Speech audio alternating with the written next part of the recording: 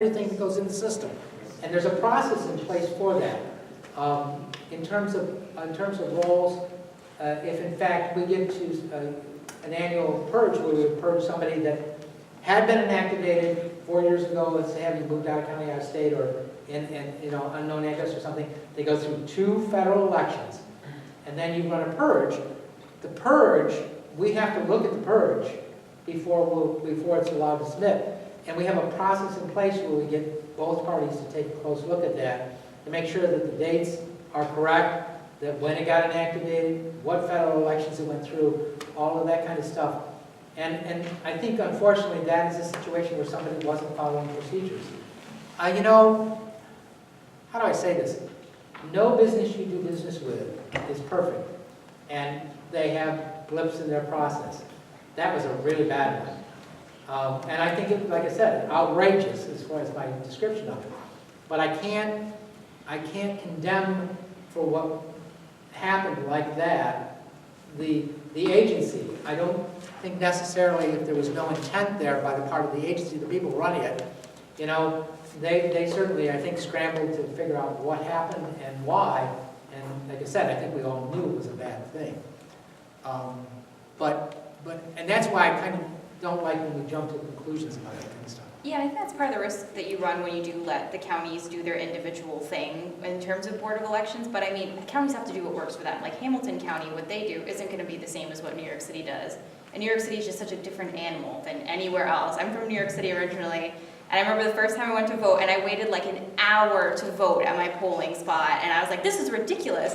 And then I moved to Albany, and there was no one there. There was nobody. For the presidential election, nobody was there. And I was like, how is this, I mean, how could these two counties possibly run the same? How could these Board of Elections do the same thing? So I think it's just one of those freak things. And I mean, I know the state is really looking at, the State Board of Elections is really looking at it, and it's something that they are constantly thinking about and constantly worrying about. And they've already written a letter to New York City Board of Elections saying, get your stuff together for the next presidential election. Even though that's so far away, you better start getting ready now, because we can't have these problems again. We take our data. We know if we're going to inactivate 4,000 voters. We know if we're going to purge, 50 voters. And we're always running queries against our data. So at the end of work one day, we know we've got this many people registered. If we're going to make a move after the August verification, we know exactly how many letters are going out, countywide. We know how many have returned. We know how many that we had that we've deceased. So we're always running queries against the data. I would like to think that that's not going to happen here because of our checks and balances, the Democrat and Republican. I don't know the specifics down there. Were they supposed to inactivate those 100,000 people and they purged them? We don't know if it was a human error or just an election law that was overlooked in the county. Yeah. We look at a lot of statistics on Tuesdays. On Tuesdays. Yes. On Tuesday. Yeah, half a staff meeting is going through statistics and making sure that we're as good as we possibly could be. We every week on Tuesday when we sit down, we have a 4-page report that we look at with all the statistics about what happened this week, what's happened since the beginning of the year, and you can quickly see numbers jump out at you. Suddenly we got a whole bunch of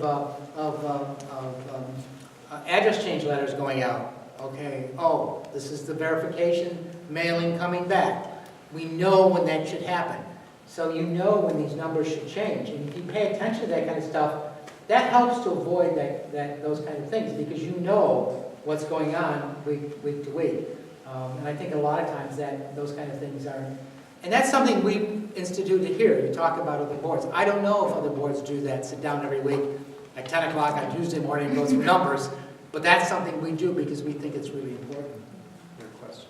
Yes. Well, we have good news. That sounds like good news. But it seems like really bad news to say, well, 100,000 people were purged. We don't know if it was a human error. It doesn't really happen a lot. What I'm wondering is what happened to those 100,000 purged voters? Did that get fixed? I would suspect a lot of them came back. I'm certainly sure they had to answer for that. And even not I said the person was probably gone that did it. But the board, I'm certainly sure, should answer that. They probably had to notify all those voters. They probably sent letters out to all of those voters telling them that they've been reinstated. I mean, and that's For example, did anybody here vote by affidavit ballot in the recent primary?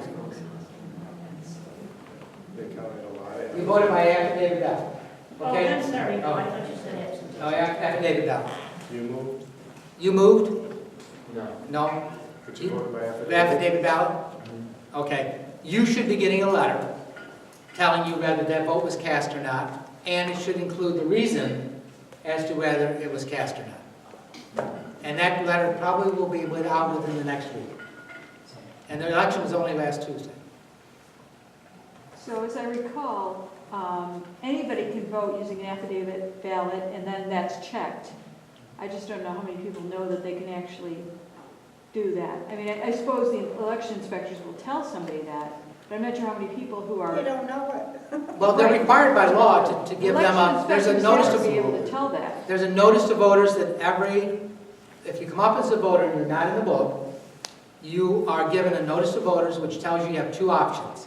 You can either go get a court order if you want to, or you can vote by affidavit ballot. Now, one of the things that we do in this county is we do try to figure out if you're in the right district or not. Now, this has gotten us in trouble a little bit because somebody says, well, you should just offer somebody an affidavit ballot. Well, I happen to believe that that's more irresponsible because if you live in the next district over and I just hand you an affidavit ballot in this district, your vote won't count. Okay? Whereas if you just went over to the next district and voted affidavit over there, or better yet, they found you in the poll book, your vote will count.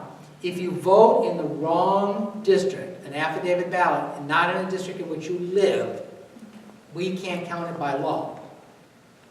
Now, if two polling sites happen to be in the same building, okay, and you go to the wrong table, we can count all the races that you might be eligible to vote for. Because sometimes in those situations, there may be a different assembly race in one district than there is in the other. But we'll count all the races that you could. But if it's a different location, the state law is very explicit about that. We can't count that affidavit ballot. And so we try real hard to talk to a voter when they come in and they say, well, I just want an affidavit ballot. I know I can get one and I just want to vote one here. And we go, but you know, 2 blocks over is your polling site. And if you vote an affidavit ballot here, it won't count. If you go there, it will count, and we want your vote to count. If they insist, I'll tell you what, we let them vote the affidavit ballot. Because I'm never going to accuse them not giving somebody an affidavit ballot, but I'd much prefer their vote counted from the right polling place, yes. Could you talk about the bills? There's one for electronic registration and online. Yeah, the bill is for the state board to institute an online voter registration process where you can go online and register to vote. And that system, hopefully, would be a little bit like the DMV in the sense that it could maybe reach out to the DMV or some other agency and grab a signature or whatever. But what I like about that is then it's run by the state board. So it's a much cleaner system. And I think, to be honest with you, once they get that up, that's where I'd love to see the other agencies, social service agencies, interface with that. Because the state board is a lot more, I think, probably logically going to let that interface happen than DMV is or anybody else. In other words, if you go to one of those agencies we kind of talked about earlier, and you do business with them, and they collect enough information, your name, your address, let's see, your date of birth, Driver license number or last four of social. yeah, I mean, It's gotta be- you get that information, and there's no reason why we can't register you and you know, add you onto the voter rolls. But there's got to be a vehicle, electronic vehicle, to do that. And the state board, they're kind of charged with in this bill setting up that system. Where is it in process to be voted on or what? There has been a bill that's been introduced and passed, and I know there's both places kind of have a bill. They're trying to get the bills to agree. You know how that all goes. And so if they can do that, I think that process will take off. Because the technology is there. I mean, the ability to What do it. about the confidentiality, all that kind of, those issues been worked out? I mean, I think in a lot of ways they'll use the same kind of matrices as they do with DMV, online DMV. You go to DMV, and all that information and more is actually collected with DMV.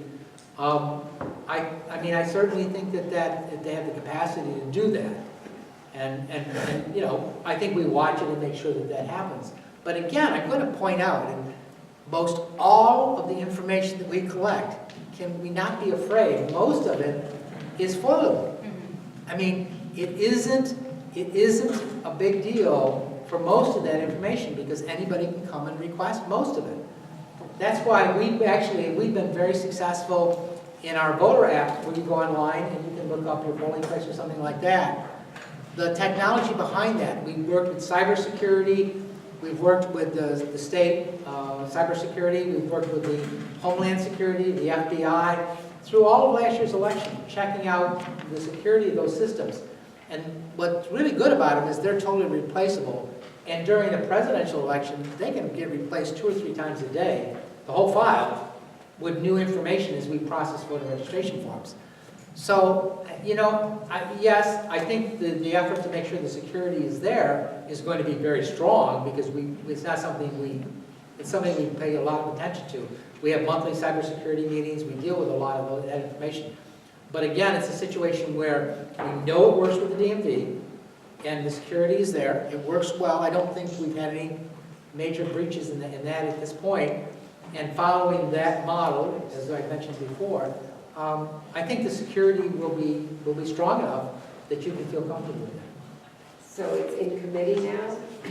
One of the bills actually passed one of the houses, and they shared it with the other house to try to reconcile their bill. That's where. And they're out of session right now. Yeah. So it's in the Senate Elections Committee, but they don't come back into session until January. So it's just kind of in limbo right now. But you know, tell your elected officials that these are kind of things that you want. That's what I would encourage people to do. Yeah, I think most of the state legislators don't think that this is an interesting topic for people. I mean, we've heard like the governor say people don't have an appetite for voting reforms, and even state legislators kind of like, oh, okay, yeah, I support it, but it's, you know, it's not a big deal. But if we show them that we are interested in this and it is important to us, then they'll actually take it seriously. And it's not your assembly members. Your assembly members have already passed it. They've already done everything. It's the Senate that really doesn't want to move these things along. I will say, and sometimes some of these bills don't have all of the checks and balances in them that they should. Right. And I don't think all of the assembly bills are perfect. And understand that's coming from the Democratic commissioner.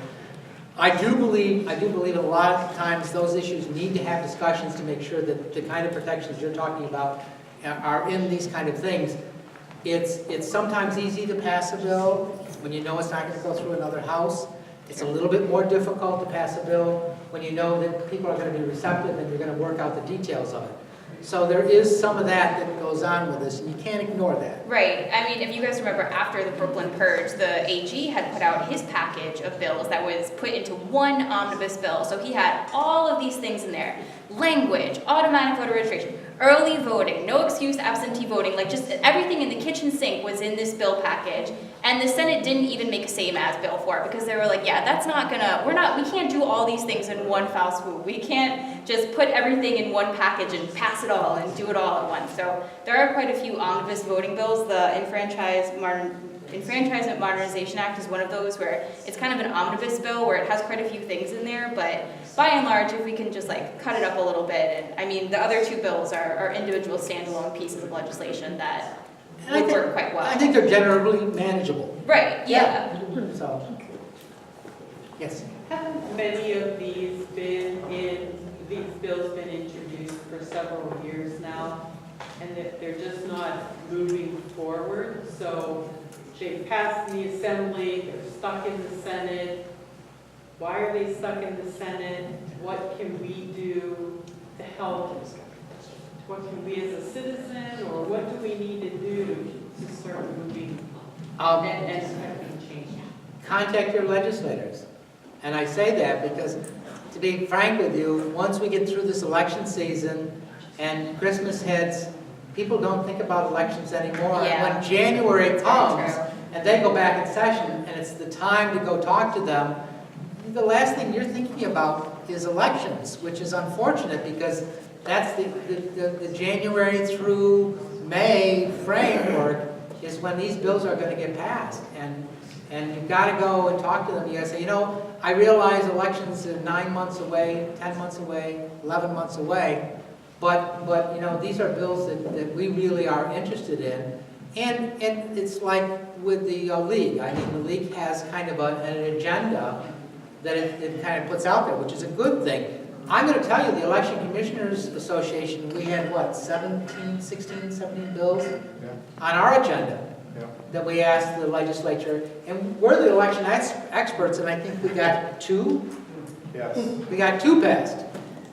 So, and that's, so it's just not, unfortunately, in the time when the legislature is in session, that's a big problem. People just don't have an interest in election 13. Yeah, and I think it's important to remember that, these voting reforms, they passed in the last 2 years, but before the new speaker, Speaker Hasty, was in office, back when we had Speaker Silver, who eventually went to jail, although I don't think he's in jail quite yet, but got arrested for corruption, is awaiting going to jail, none of these reforms ever got passed. He never even let them go to the floor.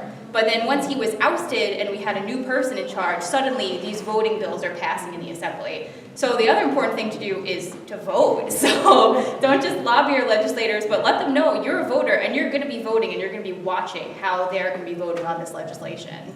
And do that, yes.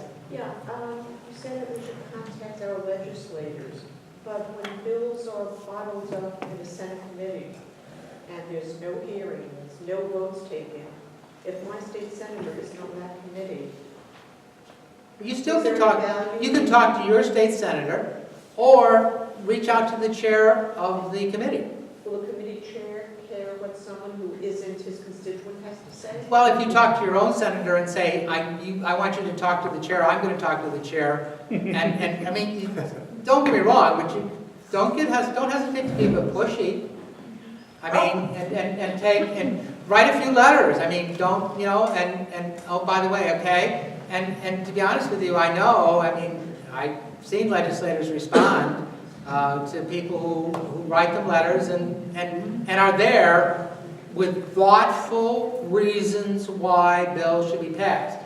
You're going to have to educate yourselves. You can't just say, I want this. You got to say why. It's an even-numbered year next year. That it's not an off year for them. They should be paying more attention. Yeah, next year's a good, you're right. Next year is a good year. And I will say the chair of the elections committee, Senator Akshar, he's from the Binghamton area, so he's not too far from you guys, and he's really friendly, and he's very receptive to these different voting reforms. The rest of the committee members, not so much, but he is very receptive and, always willing to listen to non-constituents as well. And the chairs do have a lot of influence Right. in terms of what bills come before the committee and what bills will then go out of the committee and onto the floor. So don't underestimate the chair's ability to, and it's interesting too, because I think in a lot of ways, the chairs, they're the chair of the committee. They probably understand and have more interest than even some of the committee members. Because that committee member may have gotten assigned, it isn't something they're generally terribly interested in, and so really it's the chair that you want. Your legislator, though, is a critical piece of that, because they got to know that this means something to you. And enough voters in a district tell a legislator something, I assure you, they'll listen. Yeah, we saw this past year with early voting. It had went through elections in the Senate. Thank you, whoever's out there. It went through elections, and then it was kicked to a committee, local government committee, where the chair of that committee was the only member of elections to vote against the reform. And we had every single league person call her office and ask her not to kill the bill in her committee, and she listened and she didn't kill the bill. It didn't move any further. It got kicked to Rules Committee, but we were very grateful that she didn't do that. Another step happened. Yeah, right. Another step happened. Even though the people who were calling weren't necessarily her constituents, she still listened. So, that just goes to show you how successful they can be. So, where do we go? Are we going to do are you going to do roundtables or? We are. Is it time for that? You have one more bill that you wanted to talk about for 15 minutes, One more bill. and then we'll do the table Well, conversation. I do want to talk about something we mentioned at the beginning of the show last week, because this Facebook thing is floating all over the place. Are you good with nonverbal? So when I do this, you know that I'm going to go to the mic in 5 minutes? Okay. Okay. Okay. As long as I'm looking that way. I'll come right here, how's that?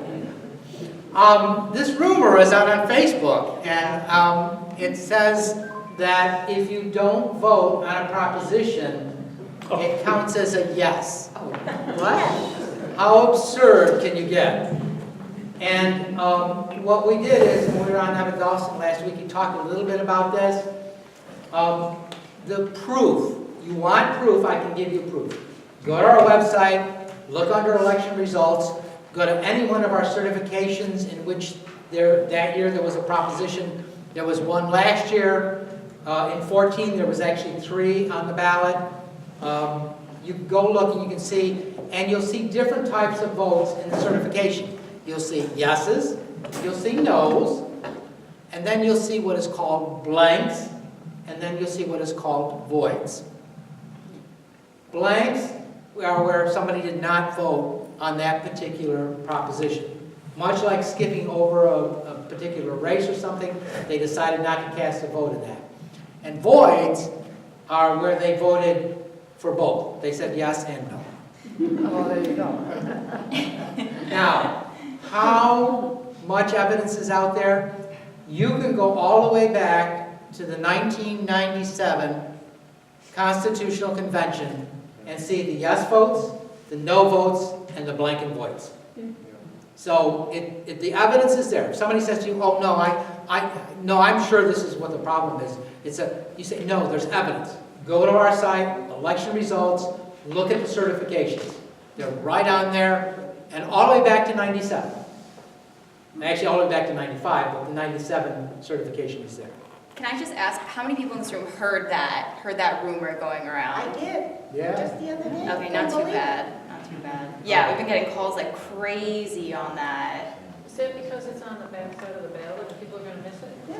No, you actually know where that rumor started, is there's another union, not a big union, and they had their own vote on their own pensions, and in their union, their vote, if they didn't vote on their pensions, it counted as a yes. And then one of their members sparked the rumor, started a Facebook page everywhere within like a day. It was all over. My dad has a pension in New York City. He called me like screaming at me, "Jen, they're taking my pension. It's gonna be gone." But no, don't worry. It's just a rumor.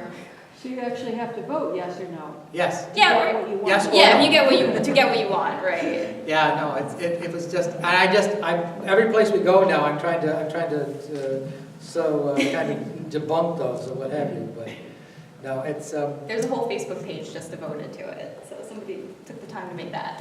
some of the other things on voter registration that kind of aren't in bills yet or what have you, and something that's kind of important to me is that I would like to see some changes on the voter registration form. I'd like to see the elimination of the question about gender, because it's a required issue right now, and I've been dealing with some folks who are in transition, and to be honest with you, it's really difficult for them because they don't want to pick a gender. We have worked out the details here in Monroe County, and frankly, for 20 years now, well, not 20 years, about 15 years I've been doing this, is that if somebody is in the process of transitioning from male to female or vice versa, what we do is we have them register with their first initial only. So there's no name. In other words, it isn't Paul or Paulette, it's just P. Jones. And so we've helped them from that perspective, but the form still requires that you select a gender. I would like to see that kind of thing eliminated.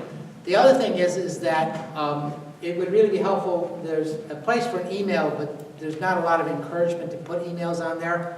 I tell people a lot of times when you fill out a voter registration form, you don't want to give me your phone number because you don't want the political people calling you. But I'm going to tell you something. That means I can't call you either because I don't have your number. And you have no idea, we must have 7 or 8 various types of forms, particular affidavits, from this recent election where if I had a phone number or an email, I could find the person because they forgot to put their address on the form. And we have problems. So if we have a phone number, very often it's a quick call or what have you. The flip side of that is I'm going to tell you, don't worry. A lot of these elected officials don't use our phone numbers anyways. They go off and buy them.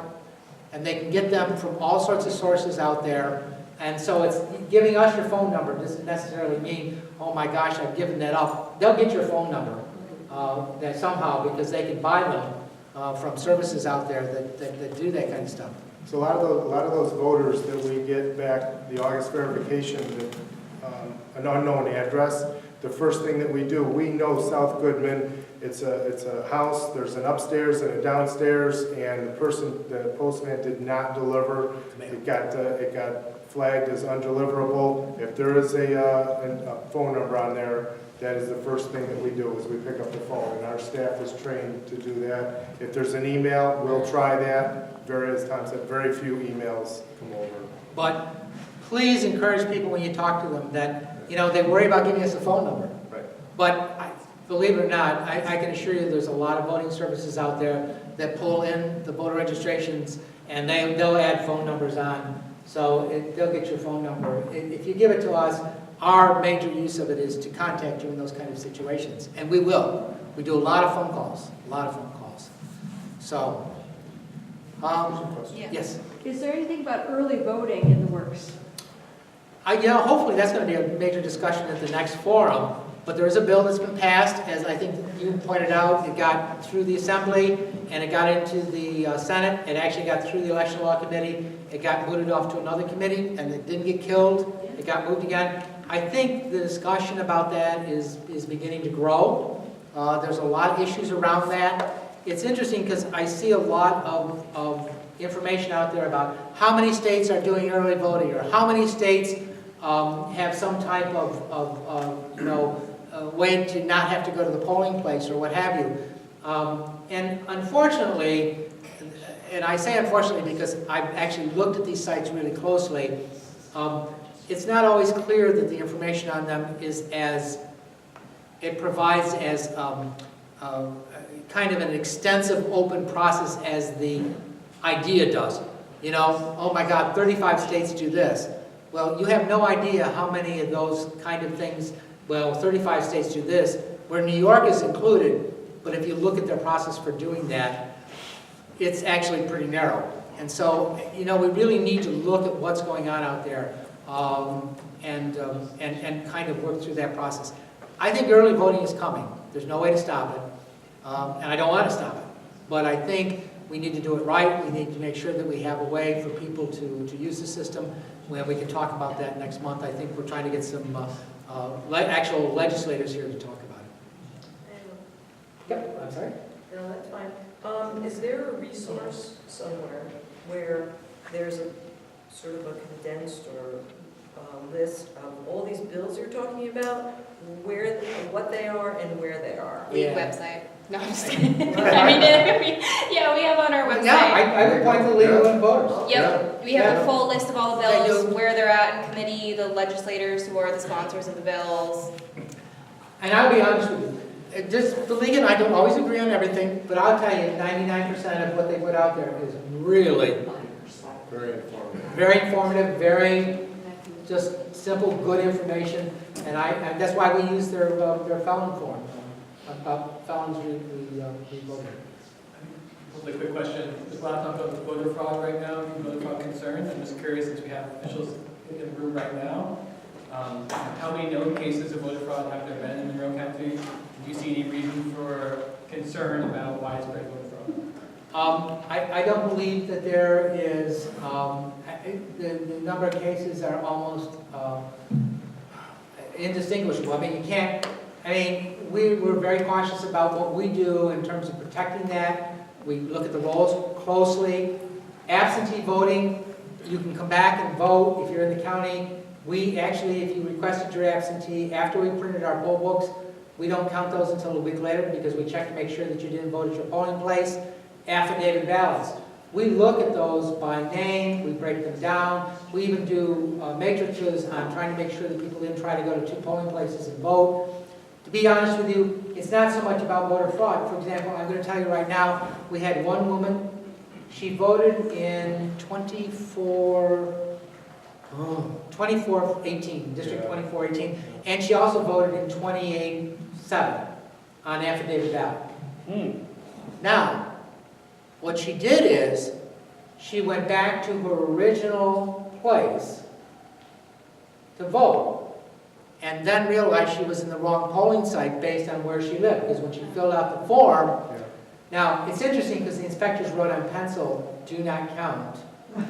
They can't do that, but it was in pencil, and, well, she went to her right polling place and filled out an affidavit ballot, and so we're counting one of them, not two of them, one of them. But we found that also in our processes, because we go through every affidavit ballot and then we check many different ways, by voter registration number, by last name, first name, all that kind of stuff. And so, I have to be honest with you, most people where those kind of things happen to, I'm not prepared to claim that they're trying to commit voter fraud. They make a mistake, they realize they want their vote to count, and I do too. If she didn't go back to her other polling sites. It wouldn't she count. would- Yes. So neither give a sense of widespread concern. Really. Pardon? Neither give a sense there's a widespread concern. I appreciate it. One last question? Over there? I wanted to ask about the difference between machines and electronic voting. Is there any way or any plan for audits of electronic voting machines? There's two different kinds of electronic voting machines. Ones that produce a paper and ones that don't, okay? We use ones where there's paper ballots. You fill out a ballot and you scan it and it counts it. We check those machines before they go out to the polling place. And what I mean by check, we have a test deck for every machine, and we keep those test decks for 2 years afterwards. So every machine has a test deck run through it to make sure that it's counting correctly, okay? Then we audit against those in a recanvass process where whatever we had on election night that reported to you, there's a second card that we pull, and we pull the numbers off of that, we compare those two, and somebody manually pulls the number of scanned ballots off from every single tape that comes out of every single machine, and we compare it to those numbers also. So there's a triangular check, and we're not done yet. Then we take 3% of the machines, double random draw, actually it's a two random draw, and we take 3% of the machines. That means there was 9 machines in the last primary, and we hand count every ballot in that machine to make sure that the machine counted it as expected. And we sign off on those, and we file those certifications with the state. So there's 3 major checks in that process. I do have concerns about states that don't have paper. And to be honest with you, and I know I'm getting over in time, but just give me a minute, we do have new equipment out there now on the horizon that frankly I'm very excited about. Because it's going to be equipment where you can drop a ballot into it. You can actually get a screen, you can do all your voting on the screen, it'll ask you, it'll help you as a voter work through the ballot. Gee, you want to vote for too many candidates. Is this really the people you want to vote for? You didn't vote for enough candidates, you skipped this race. The machine will help you all through that. When you get all done, you say finally, yes, this is the ballot I want to cast. Well, that doesn't cast it, it gives you back that piece of paper with the candidates on it. You can actually look at it and see who is on that piece of paper, and then you have to walk over to a scanner and drop it in before it is actually counted.